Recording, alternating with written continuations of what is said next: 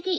जग्गू कौवा ऐसे धीरे से बोलता है जैसे उसने कोई बड़ी शरारत की हुई थी। इतने में सभी टीचर्स भी आ जाते हैं और सबसे पहले जग्गू का नाम लेते।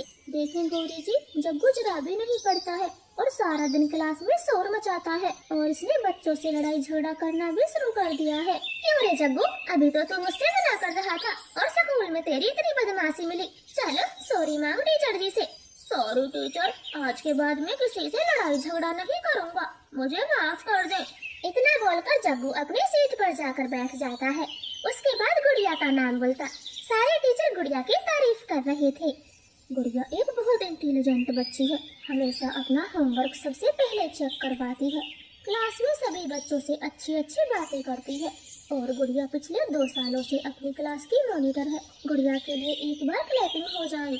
मैडम के ऐसे बोलते ही सभी बच्चे जोरदार तालियां बजा देते हैं। ये देखकर मम्मा चिड़िया बहुत खुश हो रही थी।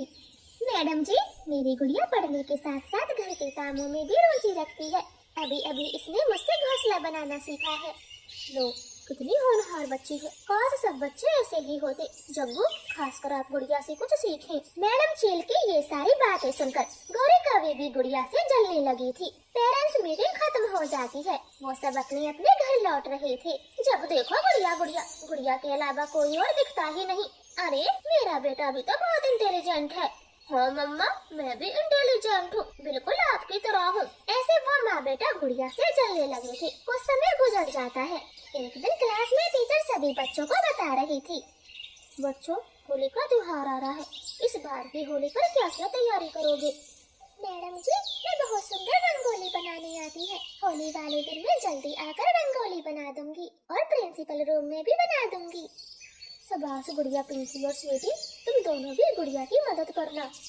टीचर जी, हम लड़के पक्षी मिलकर क्लास की सफाई कर देंगे, क्यों दोस्तों? जग्गू कौवे ने पहली बार कोई काम की बात की थी। मैडम तो बहुत खुश हो जाती है। जग्गू बेटे, लगता है इस बार की पेरेंट्स मीटिंग की डांट में तुम्हें सुधार दिया है। ऐसे ही मन लगाकर काम करना और बड़ों की बातों पे ध्यान देना। हाँ टीचर जी, अब मैं भी अच्छा स्टूडेंट बनूंगा, पढ़ूंगा, लिखूंगा और अपने स्कूल का नाम रोशन करके दिखाऊंगा, बिल्कुल गुड़िया की तरह। बहुत खूब, ये हुई ना बात। आज लंच में सब मिलकर क्लास की सफाई करना और सारे लड़की पक्षी बाहर ग्राउंड में चले जाना। फिर मैडम उन सबको पढ़ाने लगती है। घंटी बज जाती है। लंच टाइम में जग्गू और बाकी बच्चे क्लास की साफ सफाई करते हैं, नए नए पोस्टर लगाते। घर पहुंचकर गुड़िया सारी बातें अपनी माँ को बताती है। मम्मा मम्मा, आज जग्गू ने पूरी क्लास की होली की सफाई की। अब वो होमवर्क भी करके लाता है और पढ़ने भी लगा है। ये तो अच्छी बात है। ये लड़ाकू गौरी का बेटा पढ़े लिख जाए, अपनी माँ का परछाया तक ना पड़े उस पे, वो एक अच्छा बच्चा बने। मम्मा, आपको मुझे क्लास की मॉनिटर बनाना है, लेकिन मैं उस गुड़िया के रहते हुए मॉनिटर कभी नहीं बन पाऊंगा। गौरी कभी अपना दिमाग इधर उधर लगाती है और अपना आइडिया जग्गू के कान में बता देती। सुबह हो गई थी। गुड़िया स्कूल में सबसे पहले चली गई थी। ठीक उसके बाद जग्गू कौवा भी क्लास में आता है। गुड़िया, मुझे मैथ के सवाल समझ नहीं आते, तो क्या तुम मेरी दोस्त बनोगी जो मैथ समझाने में मेरी मदद कर दो? हाँ जग्गू, क्यों नहीं। जब भी आपको कुछ समझ नहीं आए तो मुझसे पूछ लिया करना। ठीक है, तो आज से हम दोनों की दोस्ती पक्की। रंगोली बनाने के लिए और लड़कियां नहीं आई क्या? शायद वो लेट आएंगी। खैर, मैं रंगोली बनाना जानती हूँ, अब जल्दी से शुरू कर देती हूँ। हाँ चलो चलो, मैं भी आपकी मदद कर दूंगा। ज्यादा कुछ नहीं, रंग तो पकड़ा ही दूंगा। फिर गुड़िया सारे रंगों को निकालकर रंगोली बनाना शुरू करती है। जग्गू भी उसकी मदद कर रहा था। तभी जग्गू को याद आता है कि उसकी मम्मा ने उसे क्या क्या सिखाया था। ये सही टाइम है गुड़िया को वो शरबत पिलाने का। फिर जग्गू कौवा अपने बैग से एक बोतल निकालता है। लो गुड़िया, मीठा शरबत पी लो, मेरी माँ ने बना कर दिया है मुझे। अरे वाह, शरबत, ये तो मेरा फेवरेट है। गुड़िया झट से वो शरबत पी लेती है। अब आएगा मजा। भांग का शरबत गुड़िया को पिला दिया। गुड़िया को धीरे धीरे भांग का नशा हो जाता है। तब जग्गू उससे धीरे से बोलता है, गुड़िया, हमारे सारे टीचर कितने अच्छे हैं, तो हमें उनसे होली खेलनी चाहिए, मस्ती करनी चाहिए। हाँ हाँ जग्गू, तुमने सही कहा, मैं सारे टीचरों को रंग लगाऊंगी। हाँ हाँ, छोड़ो ये रंगोली बनाना, टीचरों को रंग कैसे लगाना है वो सोचो। गुड़िया रंगोली को बिगाड़ देती है। धीरे धीरे सारे विद्यार्थी पक्षी आ जाते हैं। पिंकी चिड़िया गुड़िया से बोलती है, गुड़िया, आप आपने रंगोली क्यों बिगाड़ दी? चलो हम रंगोली को ठीक करते हैं। पिंकी, मुझे रंगोली नहीं बनानी। आज हम सब मिलकर मैडम जी से होली खेलेंगे, बहुत मजा आएगा। गुड़िया, तुम कहती हो तो ठीक है, हम टीचर जी से होली ही खेलते हैं। गुड़िया क्लास की मॉनिटर थी, इसलिए सब बच्चे उसकी बात मान लेते हैं। जैसे ही शीतल मैडम रंगोली दिखाने पूरे स्टाफ को लेकर क्लास में आती है, तो सब बच्चे उन पर गुलाल उड़ा देते। गुड़िया सबसे आगे खड़ी थी। होली है भाई, होली है, हैप्पी होली। ये बुरा ना मानो, होली है। ये क्या बदतमीजी है, हम सबका क्या हाल बना दिया। शीतल मैम, ये सब क्या है? मैडम जी, हमें ये सब करने को गुड़िया ने कहा था, हमने सिर्फ उसकी बात मानी है। हाँ, ये आइडिया गुड़िया का ही था। शीतल मैडम, आप अपने बच्चों को क्या सिखाती हो और कहाँ है रंगोली? गुड़िया, रंगोली कहाँ है, मैडम को दिखाओ। मैडम जी, रंगोली तो घर पर है, माँ ने बनाई है। मैं रंगोली स्कूल में कैसे लेकर आती? आप सब चले मेरे घर और रंगोली देख कर आई। प्रिंसिपल चीड़ और बाकी टीचर वहाँ से चले जाते हैं। शीतल मैम तो बहुत गुस्से में थी। गुड़िया, सबने तुम्हारी तारीफ क्या कर दी, तुम तो बदतमीज हो गई। सारे स्टाफ के सामने मेरी इंसल्ट करवा दी। अब से तुम क्लास की मॉनिटर नहीं हो। जग्गू बेटे, आज से आप मॉनिटर हो। मैडम ऐसा बोलकर वहाँ से चली जाती है। जग्गू कौवा तो बहुत खुश हो रहा था। वो छुट्टी के समय रास्ते में मिट्ठू तोते के बेटे से बोलता है, मोनू तोते, अब मैं क्लास का मॉनिटर हूँ। इस दिन का मुझे कब से इंतजार था। लेकिन गुड़िया ऐसे जानबूझकर नहीं करती, पता नहीं आज उसे क्या हो गया था। भांग पी रखी थी उसने, तभी तो ये ड्रामा किया। जग्गू, अगर तुम्हें ये बात पता थी तो मैडम को क्यों नहीं बताई? मैं क्यों बताता, भांग मैंने ही तो पिलाई थी। जग्गू घर जाकर गौरी कवि को सब बताता है। दोनों माँ बेटा बहुत खुश होते हैं, लेकिन इधर गुड़िया की हालत खराब हो रही थी। उसे तेज बुखार आ गया था। होली की छुट्टी खत्म होती है, गुड़िया अपनी माँ के साथ स्कूल जाती। मैडम जी, मेरी गुड़िया को कुछ नशीला पदार्थ पिलाया गया था, मुझे सब पता चल गया है। जग्गू ने ही शरबत में गुड़िया को कुछ पिलाया था। मैं यकीन से कहती हूँ, मेरी बेटी कई दिनों से बीमार है। चील मैम को बहुत गुस्सा आता है। वो तुरंत गौरी और जग्गू को बुलवा लेती है। जग्गू का बात तो एक ही चाटे में सब बता देता। गौरी की नजरें शर्म से झुकी हुई थी। गौरी, आपकी वजह से मेरी बेटी की तबीयत 3 दिन से खराब है, वो मरते मरते बची है। मुझे तो विश्वास नहीं होता, आप इतनी समझदार होकर ऐसी छोटी हरकत करोगी। अब जग्गू इस स्कूल में नहीं रहेगा, मैं आज ही इसका नाम कटवा दूंगी। ना मैडम जी, ऐसा मत कीजिए, एक यही तो स्कूल है, मैं अपने जग्गू को कहाँ पढ़ाऊंगी। ये बात आपको तब याद नहीं आई जब भांग का शरबत गुड़िया को पिलाया था। अब मैं आपकी एक नहीं सुनूंगी। मैडम जी, जग्गू का नाम मत काटिए, इसे माफ कर दे। हाँ मैडम जी, जग्गू को पढ़ने दे, हम नहीं चाहते कि हमारी वजह से किसी का बच्चा अनपढ़ रहे। आप नाम ना काटे।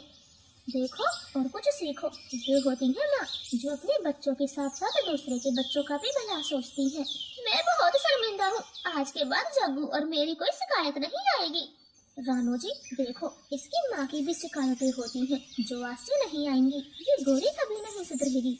फिर मैडम जग्गू का नाम नहीं काटती है और उस दिन के बाद जग्गू का वह सच में सुधर जाता है। वो मन लगाकर पढ़ाई करता और किसी को परेशान नहीं करता। प्लीज प्यारे दोस्तों, हमारी कहानी को लाइक और चैनल को सब्सक्राइब करें। आपका धन्यवाद। रानो चिड़िया एक बहुत मेहनती किसान थी। उसके पास एक छोटा सा सब्जियों का खेत था, जिस पर वो तरह तरह की सब्जियां उगाकर अपने बच्चों का गुजारा करती। सब्जी ले लो, ताजा ताजा सब्जी ले लो, हरी हरी सब्जियां ले लो। और चिड़िया बहन, 1 किलो मटर देना। कबूतर भैया, आलू है, घिया है, लौकी है, टमाटर है और हरी मिर्च भी है, लेकिन मटर नहीं है। ठीक है तो चिड़िया, मैं कहीं और से ले लूंगा। ऐसे बोलकर कबूतर आगे बढ़ जाता है और तभी उसके पास एक तोता आता है। चिड़िया, मुझे 2 किलो मटर दे दो, मेरी पत्नी मटर पुलाव बनाएगी। मिट्टू भैया, आप आगे से ले ले, मेरे पास मटर नहीं है। चिड़िया बहन, मटर तो सब ला रहे हैं, आप मटर क्यों नहीं ला रही हो? तोती भैया, मेरे मटर बस पकने वाले हैं, बस 1 हफ्ते की बात है, फिर मैं भी मटर लाना शुरू कर दूंगी। आप ये लौकी ले ले। नहीं चिड़िया बहन, मेरे बच्चे लौकी नहीं खाते, मैं मटर ही लूंगा। ऐसे बोलकर मिट्ठू तोता भी आगे बढ़ जाता है। चिड़िया पूरे दिन अपनी सब्जी बेचकर शाम को घर जाती है। गुड़िया बेटी, आज मंडी में सब लोगों ने मटर की मांग की, बस कुछ ही दिनों में हमारे मटर पकने वाले हैं। हाँ मम्मा, मटर के दाम भी अच्छे हैं, फिर हमारे पास खूब पैसे होंगे। हाँ बेटा, मैं सोच रही हूँ इस बार मेरी गुड़िया की शादी अच्छे से हो जाए। अब तो बस इन मटर पर ही भरोसा है, बाकी सब्जियाँ तो मिट्टी के भाव बिक रही हैं। मम्मा, आप क्या हर समय शादी शादी करती हो? मुझे नहीं करनी शादी। गुड़िया बेटी, आपकी सभी सहेलियों की शादी तो हो भी गई, फिर आपको क्यों नहीं करनी शादी? मुझे तो बड़ी चिंता लगी है। जब तक तेरी शादी नहीं हो जाती मुझे तो चैन की सांस आने से रही। अब जाओ मेरे लिए खाना ले आओ, बहुत तेज भूख लगी है। जी मम्मा, मैं भी खाना लाती हूँ। ऐसे गुड़िया रसोई घर में जाती है और मम्मा चिड़िया के लिए खाना लाती कि तभी उनके दरवाजे पर दस्तक होती है। रानू चिड़िया बाहर जाती है तो वहाँ सेठ कालू कौवा खड़ा था। आए कालू सेठ जी, मैं बस आपके पास आने ही वाली थी। मुझे सब पता है, तुम मेरे पास आने वाली नहीं थी तो मैं ही आ गया। अब जल्दी बता, मेरे 20,000 रुपए कब देगी? लेकिन कालू सेठ जी, मैंने तो आपसे 3 महीने की मोहलत मांगी थी। मैं अभी पैसे नहीं दे पाऊंगी। मेरी मटर की फसल अभी बिकना शुरू भी नहीं हुई। देख चिड़िया, मैं कुछ नहीं जानता, मुझे 2 दिन में मेरे रुपए वापस चाहिए। नहीं मालिक, मुझे कुछ दिन का समय और दो, मैं सबसे पहले आपके पैसे चुकाऊंगी। मैं कुछ नहीं जानता, मुझे मेरे पैसे अभी चाहिए। ऐसे बोलकर गुस्से में कालू कौवा चला जाता है। चिड़िया तो परेशान हो गई थी। 2 दिन भी बीत जाते हैं। कालू, उस चिड़िया के घर चलो, 2 दिन हो गए हैं।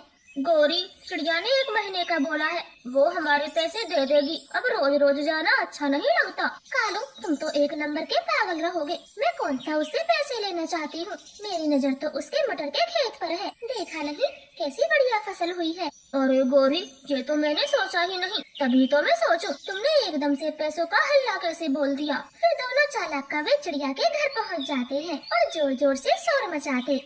चिड़िया, या तो हमारे पैसे दे दो, वरना। गौरी मालकिन, बस 1 महीने का समय ही तो मांग रही हूँ, बस 1 महीना रुक जाए, आपकी बड़ी कृपा होगी। चिड़िया, मैं 2 दिन नहीं रुक सकती, मेरे बेटे की शादी है। या तो मुझे पैसे दो, वरना तुम्हारे खेत के मटर हमारे होंगे। नहीं मालकिन, मैं भी इस मटर के ही सहारे हूँ, आप ऐसा जुल्म ना करें। मैं 1 महीने में तुम्हारे पैसे ही दे दूंगी। चिड़िया, पैसे आज देने हैं तो दे, वरना मैं कल से ही मटर तोड़ना शुरू कर दूंगा। फिर ये मत कहना कि मुझे बताया नहीं। ऐसे बोलकर कालू गौरी चले जाते हैं। चिड़िया दुखी हो गई थी। वो कई पड़ोसियों के पास पैसे लेने जाती। कबूतर भैया, मुझे 20,000 रुपए दे दो, आपकी बड़ी कृपा होगी। कबूतर जी, जरा मेरे साथ अंदर चले, कुछ बातें करनी है। ऐसे लूसी कबूतरी कबूतर को भीतर ले जाती है। देखें कबूतर जी, कौवे के पैसे चिड़िया ने अभी तक नहीं लौटाए। आप कोई रुपये न देना, वरना फिर हम काटेंगे कौवों जैसे चक्कर। मैं पहले बता रही हूँ। ठीक है लूसी जी, मैं नहीं दूंगा। अब आप चिड़िया से मना कर दें। ऐसे लूसी चिड़िया से मना कर देती। चिड़िया कई पक्षियों के पास जाती है, मगर कोई उसे रुपए नहीं देता। दूसरे दिन से कौवे चिड़िया की मटर तोड़ने लग जाते हैं। कालू सेठ जी, ऐसा जुल्म ना करो, ये मटर ही तो मेरा सहारा है। मैं तुम्हारे पैसे भी इसी से चुकाऊंगी और अपनी गुड़िया की शादी भी करूंगी। ठीक है, तो हम ये मटर नहीं तोड़ते। लाओ, कहाँ है हमारे पैसे? हम अभी तुम्हारे खेत से बाहर जाते हैं। चिड़िया के पास कोई पैसे नहीं थे। गौरी कालू फिर से मटर तोड़ने लग जाते। चिड़िया उदास होकर अपने घर आ जाती है। मम्मा, क्या वो कालू गौरी मान गई है? नहीं मेरे बच्चों, वो दोनों नहीं मान रहे। मटर से पूरी मुंगी भर ली है। मैं क्या करूं, कहाँ जाऊं? ऐसे चिड़िया का परिवार तो बहुत दुखी था और कुछ ही दिनों में कालू गौरी चिड़िया के सारे मटर बेच आते हैं। वाह कालू, देखो 20,000 से पूरे 1 लाख की बिक्री हुई। इसे कहते हैं दिमाग। हाँ गौरी, अगर अब आगे से चिड़िया कभी रुपया मांगने आए तो मना ना करना, फिर ऐसे ही दाव पेच खेलेंगे। वो कौवों का परिवार तो बहुत खुश था। इधर चिड़िया के घर में चूल्हा भी नहीं जला था। गुड़िया बेटी, आप ये चावल कहाँ से लाई हो? घर में तो कुछ भी नहीं था। मम्मा, ये चावल तो मैं अपनी सहेली से मांग कर लाई हूँ, लो आप भी खा ले। चिड़िया वो चावल खाने ही वाली थी, तभी उनके दरवाजे पर एक साधु पक्षी आता है। बेटा, बहुत तेज भूख लगी है, कुछ खाने को दे दो। चिड़िया के घर में कुछ भी नहीं था। वो अपनी प्लेट उस साधु पक्षी को देने ही वाली थी, तब गुड़िया बोलती है, साधु बाबा, हमारे घर में कुछ भी नहीं है, हम आपको क्या खिलाएं? गुड़िया बेटी, मेरा दिल नहीं कर रहा, लो बाबा ये चावल आप खा लो। फिर वो साधु पक्षी वो चावल खाता है। बेटी, तुमने अपने चावल देकर मेरी भूख मिटाई। कल से तुम्हारी सारी परेशानियां दूर हो जाएंगी, ये मेरा आशीर्वाद है। ऐसे बोलकर वो साधु पक्षी चला जाता है। चिड़िया का परिवार सो जाता है। सुबह को चिड़िया आंखें खोलती तो उसका खेत फिर से हरा भरा था। मटर पहले से भी ज्यादा उगे हुए थे। गुड़िया बेटी, ये उस साधु पक्षी का आशीर्वाद है जो हमें कल देकर गए थे। हाँ मम्मा, उन्होंने कहा भी था हमारी परेशानी कल से खत्म हो जाएंगी। फिर वो तीनों जल्दी जल्दी से मटर तोड़ते हैं और मटर से भरी बोगी लेकर बाजार में बेचने जाते। कालू गोरी तो दूर से देख रहे थे। कालू, इस चिड़िया के पास इतने मटर कहाँ से आए? हमने तो सारे तोड़ लिए थे। ये तो खेत पर जाकर ही पता चलेगा। जल्दी से खेत पर चलो। वो दोनों अपने घर से तेज भागते हैं और चूल्हा बंद करना भूल जाते। धीरे धीरे आग घोंसले में लग जाती और कुछ ही देर में उनका पूरा घर जलने लगता। कालू, हमने तो ये सारे मटर तोड़े थे, फिर इतनी जल्दी आग कहाँ से आ गए? पता नहीं, ये तो चिड़िया से पूछना पड़ेगा। फिर वो दोनों अपने घर आते हैं, लेकिन उनका घर तो बुरी तरह से जल रहा था। पक्षियों की भीड़ लगी हुई थी। तब तक चिड़िया भी पहुंच जाती है। कालू, हमारा घर जल गया, ये कैसे हुआ? गोरी, जाते समय तुमने चूल्हा नहीं बंद किया था, ये उसी के कारण हुआ है। अब हम कहाँ रहेंगे? कालू कौवे, आपने मेरे साथ बेईमानी की थी और देखो तुम्हारा सब कुछ जलकर राख हो गया। ऐसे मन ही मन खुश होकर चिड़िया वहाँ से अपने घर चली जाती है। कालू गोरी तो बेघर हो जाते हैं और अपने किए पर पछताते रह जाते। प्लीज प्यारे दोस्तों, हमारी कहानी को लाइक और चैनल को सब्सक्राइब करें। आपका धन्यवाद। गोरी कौवी और छोटी चिड़िया तेज उड़ते हुए इंसानों के बाजार में आ गई थी। बाजार में तरह तरह के खाने की चीजें लगी हुई थी। तभी गोरी की नजर एक इंसान पर जाती जो नीम के पेड़ के नीचे गरम गरम चिल्ली पटेटो बेच रहा था। चिल्ली पटेटो, गरम गरम चिल्ली पटेटो, एक बार खाए वो बार बार आए। गौरी बहन, ये चिल्ली पटेटो क्या होते हैं? चिड़िया, ये इंसानों के खाने की चीज है, हमारे किस काम की? चलो तो गौरी बहन, हम भी इंसान से चिल्ली पटेटो मांग कर खाते हैं, देखे तो सही ये कैसे होते हैं। चिड़िया, जहाँ तक मुझे पता है ये इंसान पैसों के भूखे होते हैं और हमारे पास तो पैसे जैसी कोई चीज ही नहीं। गौरी, क्या पता इंसान दयालु हो और मांगने पर थोड़े चिल्ली पटेटो दे दे। एक बार चलकर देखते हैं। फिर छोटी चिड़िया उड़कर उस इंसान के पास जाती और रेहड़ी वाले से चिल्ली पटेटो मांगती। इंसान, मैं भी चिल्ली पटेटो खाऊंगी। आपके चिल्ली पटेटो देखकर मेरे मुंह में पानी आ गया। तो क्या आप मुझे थोड़े से चिल्ली पटेटो दे दोगे? पहले पैसे देने होंगे चिड़िया, तभी मैं तुम्हें चिल्ली पटेटो खिलाऊंगा। इंसान, हम पक्षियों के पास पैसे नहीं होते। हाँ तो फिर खाओ दाना और फल, चिल्ली पटेटो क्यों खाती हो? चिड़िया वापस वहीं चली आती जहाँ गोरी बैठी हुई थी। गोरी, तुमने सही कहा था, ये इंसान तो बड़ा लालची है, मुझसे पैसे मांग रहा था। मैंने तो पहले ही कहा था, मैं सबको अच्छे से जानती हूँ, ये इंसान पैसों के बिना कुछ भी नहीं देते। अगर तुम्हें चिल्ली पटेटो खाने हैं तो हम चोरी कर सकते हैं, इसके सिवा कोई दूसरा रास्ता नहीं।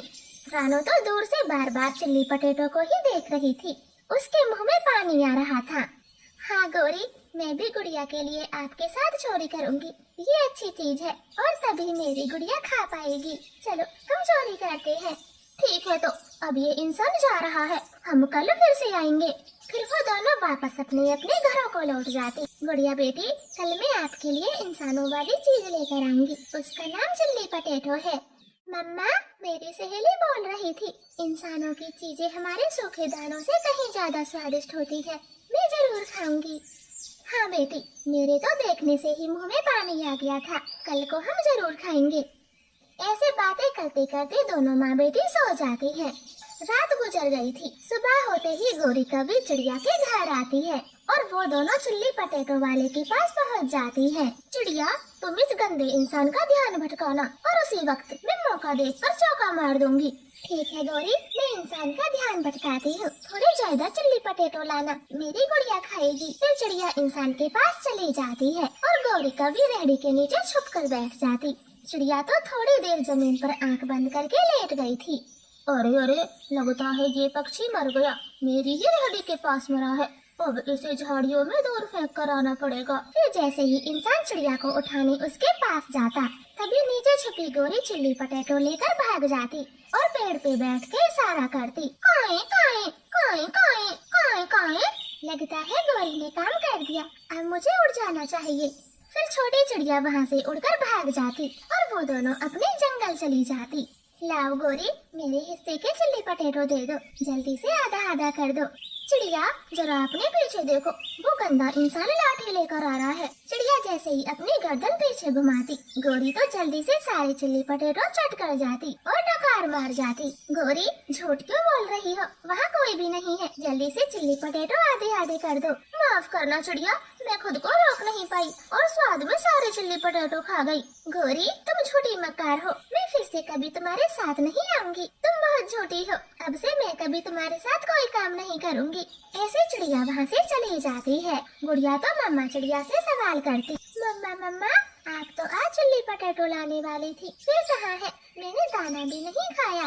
बेचारी चिड़िया खामोश हो गई थी। फिर अगली सुबह गौरी कभी चिड़िया के पास आती है। चिड़िया बहन, कल तुमने पूरी बात नहीं सुनी, मैं ये कहने वाली थी आज के सारे चिल्ली पोटैटो तुम रख लेना, मैं गलती से खा गई, प्लीज अब मेरे साथ चल भी दो। नहीं गौरी, आप ही खाओ चिल्ली पोटैटो, मुझे कुछ नहीं खाना। सोच लो चिड़िया, गुड़िया को नहीं खिलाने चिल्ली पोटैटो अपनी बेटी के लिए। चिड़िया गौरी के साथ चली जाती है। वो बिल्कुल कल की तरह चिल्ली पोटैटो चुरा लेती है और इंसान को कुछ भी पता नहीं चलता। लाओ गौरी, मेरे सारे चिल्ली पोटैटो दे दो, कल के तो तुमने खाए थे, आज के सारे चिल्ली पोटैटो मेरे हैं, तुमने आने से पहले कहा भी था। गौरी तो बड़ी चालाक थी, वो सारे चिल्ली पोटैटो लेकर तेज भाग जाती। छोटी चिड़िया को आज फिर से कुछ नहीं मिलता। आई बड़ी सारे चिल्ली पोटैटो खाने वाली, मेरे तो मजे ही आगे, इतने स्वाद होते हैं चिल्ली पोटैटो। गौरी तो खुशियाँ मना रही थी। चिड़िया को तो गौरी कभी पर बहुत गुस्सा आ रहा था। अगले दिन चिड़िया गौरी के पास फिर से आ जाती है। प्लीज चिड़िया बहन, आज चल दो, कसम से सारे चिल्ली पोटैटो तुम ले लेना। ठीक है गौरी, चलते हैं, लेकिन आज भूल ना जाना। हाँ हाँ सहेली, मैं क्यों भूलूंगी, बस आप चल दे, कसम से। गौरी तो बहुत खुश हो रही थी और वो रेहड़ी के पास चले जाते हैं। मगर जैसे ही गौरी रेहड़ी के नीचे छुपती, तभी चिड़िया इंसान के पास आ जाती है और धीरे से बोलती है, इंसान, आपकी रेहड़ी के नीचे शैतान कौवी बैठी है, वो हर दिन आपके चिल्ली पोटैटो लेकर भागती है और आपको कुछ पता भी नहीं चलता, जरा झुक कर देखें। वो इंसान बहुत बुरा था, गौरी को हवा में उल्टा लटका देता और लाठी से खूब पिटाई करता। हाय मैं मर गई, इंसान अब मत मार, आगे से तेरे चिल्ली पोटैटो कभी नहीं चुराऊंगी, अब मत मार। बदमाश कभी, अब तुझे यहीं लटकना होगा, कम से कम कल जाकर खोलूंगा। फिर वो इंसान गौरी कवि को बांध देता है और चिड़िया को इनाम के तौर पर चिल्ली पोटैटो देता। चिड़िया खुश होकर अपने घर आ जाती है और अपनी बेटी के साथ मजे मजे से चिल्ली पोटैटो खाती। आपका धन्यवाद। जंगल में सर्दियों का मौसम आ चुका था। सभी पक्षियों के घरों में पर्याप्त भोजन जमा था, लेकिन शैतान कौवों ने थोड़ा सा भी भोजन जमा नहीं किया था। कालू, मुझे भूख लगी है, कुछ खाने को दो। मैं कहाँ से दूं भोजन, तुम्हारा पेट तो भरता ही नहीं, इतना सारा खाना कैसे पचाती हो, जबकि पूरा दिन घोंसले में पड़ी रहती हो। कालू, सुबह को खाया, एक बार दोपहर को और फिर 3 बजे, अब रात हो गई तो भूख लगेगी कि नहीं? हाय हाय, दिन में 4 बार खाती है, तभी मैं सोचूं हमारा सर्दियों का भोजन इतनी जल्दी कैसे खत्म हो गया, अब एक दाना तक नहीं मिलेगा, चुपचाप से सो जाओ। इतना बोलकर कालू कौवा सो जाता, लेकिन गौरी कौवे के पेट में चूहे दौड़ रहे थे। मैं सो नहीं पा रही, मुझे कोई जुगाड़ करके भोजन खाना पड़ेगा, तभी मैं चैन से सो पाऊंगी। ये मरा कालू तो सो चुका। फिर गौरी कौवी रात की ठंड में घर से निकल जाती। सब पक्षियों के खिड़की दरवाजे बंद थे, सब सोए हुए हैं, किसका भोजन खाऊं? फिर गौरी कौवी थोड़ा आगे बढ़ती, उसे एक घोंसला दिखाई देता जिसमें किसी पक्षी का अंडा रखा था। मुझे भोजन मिल गया, लेकिन अंडे की माँ भी है, मुझे कुछ करना होगा। फिर गौरी कौवी नदी से पानी भरकर लाती और छुपकर घोंसले में सारा पानी डाल देती। अंडे की माँ नींद से जाग जाती। हाय दैया, ये पानी कहाँ से आया, मेरा पूरा घोंसला गीला हो गया, अब मैं इस गीले घोंसले में कैसे बैठूं? पास में ही कुछ सूखे तिनके हैं, मैं वो लाकर बिछा देती हूँ। फिर अंडे की माँ थोड़ी दूर घास के तिनके लेने जाती, तभी गौरी कौवी मौका देखकर अंडे को खा जाती और वहाँ से भाग जाती। हाय मेरा अंडा, कोई दुष्ट मेरा अंडा खा गया, जरूर कोई चीड़ घूम रहा होगा, अब मैं क्या करूं, मेरा अंडा कोई खा गया। अंडे की माँ रोती रह जाती और गौरी कौवी आराम से घोंसले में सो जाती। सुबह हो जाती है, कालू कौवा गौरी को नींद से जगाता। उठो गौरी, भोजन खोजने चलते हैं, तुम्हें तो पता है हमारा भोजन खत्म हो चुका। कालू, इतनी सर्दी में बाहर जाकर देखो, तुम्हारे पंख जम जाएंगे, मैं कहीं नहीं जाऊंगी। चाहे कुछ भी हो, पेट तो भरना होगा, अब चलो जल्दी। फिर गौरी कौवी कालू कौवे को सारी बात बताती कि वो रात को कैसे बुलबुल का अंडा खाकर आई थी। हाँ कालू, अंडा खाने से जल्दी भूख नहीं लगती और स्वादिष्ट भी होता है, मैं नहीं जाऊंगी। ठीक है, तो मैं भी अब अंडा ही खाऊंगा, नहीं खाऊंगा दाना। फिर शाम को कालू गौरी अंडे की तलाश में निकल जाते। मिट्ठू तोते के घोंसले में 2 अंडे रखे थे। वो रात को जाकर दोनों एक एक अंडा खा लेते। तुमने सही कहा था, अंडा तो बहुत स्वादिष्ट है, अब से हम अंडे ही खाया करेंगे। इस तरह से कालू गौरी रात में चोरी करते और पक्षियों के अंडे बड़े शौक से खाते। अब जंगल के सभी पक्षी सतर्क हो चुके थे। चिड़िया बहन, रात को कोई दुष्ट अंडे चोरी करता है। हमारे जंगल से कई पक्षियों के अंडे चोरी हो गए और किसी का पता नहीं चला। आखिर अंडे चोर कौन है? कबूतर भैया, अपने जंगल में तो कोई भी पक्षी अंडा नहीं खाता। जरूर ये काम किसी चील का होगा। हाँ दोस्तों, हम रात को पहरा देंगे, इससे वो जो कोई भी होगा हमारे जंगल में नहीं घुस पाएगा और मेरी तरह किसी के बच्चे नहीं मर पाएंगे। ठीक है मिट्ठू तोते, एक एक दिन सब पहरा देंगे। वो तीनों ऐसे बातें कर रहे थे। कालू कौवा भाग कर जाता और अपनी पत्नी गौरी को सारी बात बताता। अब वो चिंता में पड़ गई थी। रात हो जाती है, दोनों को तेज भूख लगी थी। गौरी, कबूतर लाठी लेकर पहरा दे रहा है, अब हम अंडे कैसे चुराएंगे? भूख भी बहुत तेज लगी है। कालू, कबूतर यहाँ पहरा दे रहा है, घर में लूसी और अंडा अकेले होंगे, क्यों न आज हम कबूतर के घर ही चोरी करें। गौरी, तुम ही जाओ, मुझे डर लगता है कबूतर से, कहीं देख लिया तो मार मार के बंदर बना देगा। डरपोक कहीं के, मैं जाती हूँ और देखना कबूतर को पता भी नहीं चलने दूंगी और अपना पेट भर कर आती हूँ। गौरी पत्तों में छुपते हुए कबूतर के घर पहुँच जाती। लूसी कबूतरी सोई हुई थी, अंडा उसके बगल में रखा था। गौरी लंबी चोंच से अंडे को पकड़ लेती और दुम दबा के भाग जाती। लो खाओ, अंडा में ले आई और वो कबूतर मेरा कुछ ना बिगाड़ सका। वाह गौरी, तुम तो जीनियस हो। फिर दोनों पति पत्नी आधा आधा अंडा खाते। सुबह लूसी के घर में भीड़ लगी हुई थी, सब पक्षी हैरान थे। ये क्या दोस्तों, कबूतर के घर से अंडा चोरी हो गया। चोर तो बहुत होशियार है, पहरा देते हुए भी अंडा चुरा ले गया। ये कैसे हो सकता है? मैंने तो पूरी रात जागकर पहरा दिया था, बाहर का कोई भी पक्षी नहीं आया। कबूतर, तुम सो गए होंगे, बस तभी वो चोर अपना काम कर गया। कबूतर जी, उस जालम को जिंदा मत छोड़ना, उसने हमारे घर का अंडा चुराया है, मैं जी नहीं पाऊंगी। अब तो सब पक्षी कुछ ज्यादा ही हैरान। आज रात मिट्ठू तोता पहरा देता। कबूतर तो सो गया था, लेकिन मैं पूरी रात जागा रहूंगा और अंडे चोर को पकड़ के रहूंगा। भला मेरे होते हुए कोई हमारे अंडे नहीं चुरा पाएगा। कालू, आज मिट्ठू तोता पहरा देने आया है। छोटी चिड़िया ने कल ही 2 अंडे दिए हैं। हाँ हाँ गौरी, फिर तो हम पेट भर के अंडे खाएंगे। एक तुम खाना, एक मैं खाऊंगा। कालू, तुम मेरे साथ चलो, क्योंकि मैं 2 अंडे ले नहीं पाऊंगी। और इस अड़ियल तोते का कैसा डर। फिर वो दोनों छुपते छुपाते चिड़िया के घर तक पहुंच जाते। ये नजारा कबूतर अपनी दूरबीन से देख रहा था। तो ये दोनों हैं अंडा चोर और हम बाहर वालों पर शक कर रहे थे। आज इनकी खैर नहीं। फिर कबूतर अपनी लाठी लेकर भागता हुआ चिड़िया के घर जाता और दोनों कौवों को दबोच लेता। रात के शोर शराबे से भीड़ लग गई थी। देखो दोस्तों, बाहर से कोई नहीं आता। ये दोनों जालिम कौवे हैं जो हम सबके अंडे चुरा कर खाते रहे और आज ये चिड़िया के अंडे खाने वाले थे। अच्छा हुआ जो मैं दूरबीन लेकर बैठा था। कबूतर, इन्हें छोड़ना मत, ये सजा के हकदार हैं। हाँ हाँ कबूतर भैया, इन्हें छोड़ना मत। कौवों, तुम्हें शर्म नहीं आई जो हमारे मासूम अंडों को खाते रहे। फिर वो सब मिलकर उनकी खूब पिटाई करते। गौरी की तो चोंच टूट गई थी और कालू कौवे का तो पंख टूट गया था। गौरी, अब खाना टूटी चोंच से अंडे, और कालू कौवे तुम एक पंख से अंडे चुराना। बड़ा शौक है अंडे चुराने का। ऐसे मार मार कर वो सब अपने अपने घरों को चले जाते। कालू गौरी की हालत तो गंभीर हो गई थी। गौरी, मुझे घर ले चलो, मैं खुद से उड़ नहीं पा रहा। कालू, मेरी चोंच में दर्द है, तुम्हें कैसे लेकर जाऊं, अपना खुद देखो। गौरी वहाँ से चली जाती है। तब कालू कौवा सोचता, मेरी ये हालत गौरी की वजह से हुई, ना मैं इसकी बात मानता और ना मेरा ये हाल होता। गौरी, मुझे छोड़